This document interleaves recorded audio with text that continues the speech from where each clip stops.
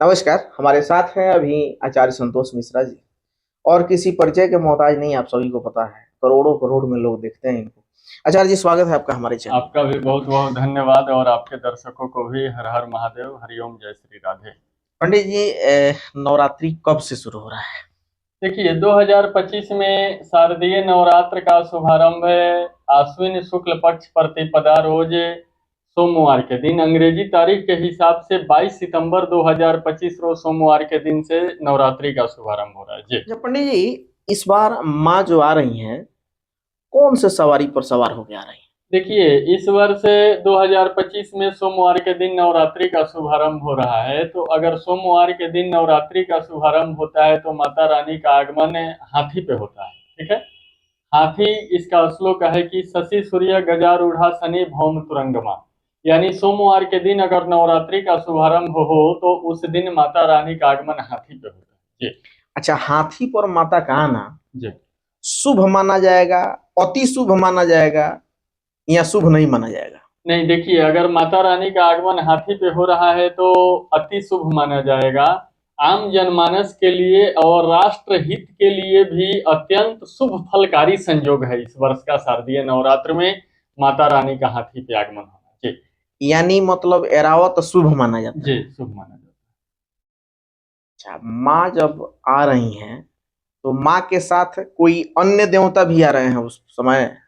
नहीं, नवरात्रि में केवल माता रानी ही आ रही है और हाथी पे सवार होके आ रही है जी। कलश स्थापन का शुभ मुहूर्त, शुभ समय कब है? हाँ, देखिए, 22 सितंबर 2025 रोज सोमवार के दिन नवरात्रि का शुभारंभ हो रहा है। और कई वर्षों के बाद में अपने आप में अत्यंत दुर्लभ संयोग होता है ना, जो कभी मैंने 50 साल 100 साल के अंदर में ऐसा ऐसा दुर्लभ संयोग मिलता है।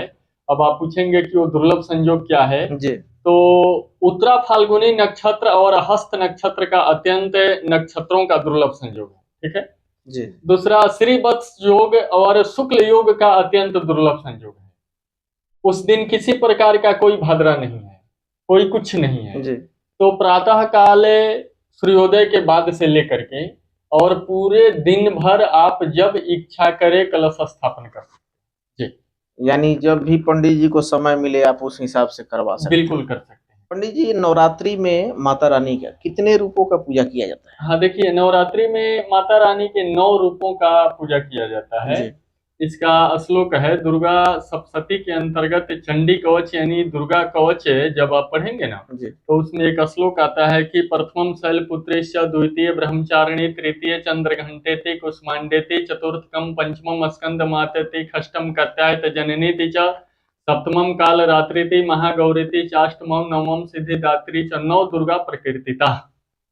यानी माता रानी के 9 रूपों का पूजा 9 दिनों में किया जाता है। पहले दिन शैलपुत्री, द्वितीय दिन ब्रह्मचारिणी, तृतीय दिन चंद्रघंटा, चतुर्थ दिन कुष्मांडा, पंचम दिन स्कंद माता, छठे दिन कात्यायनी माता का पूजा किया जाता है, सप्तम दिन कालरात्रि का पूजा किया जाता है, अष्टम दिन महागौरी का पूजा किया जाता है और 9वें दिन सिद्धिदात्री यानी दुर्गा माँ का पूजा